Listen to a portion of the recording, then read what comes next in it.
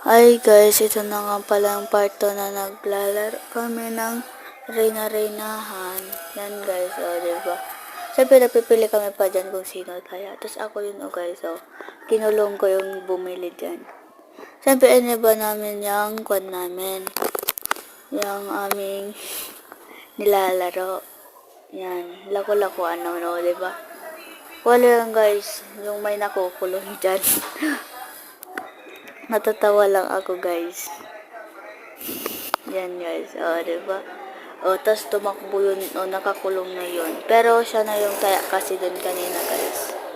Yan, tumatakbo-takbo kami dun kanina guys. Nandun kami sa likod ng garden. Yun guys, nahula ako. Yun diba? Kasi sumasayaw-sayaw na lang ako kasi alam ko naman nataya na ako eh. Humuhuli na lang sila ng iba. Kaya guys, bye-bye. Thank you sa panonood.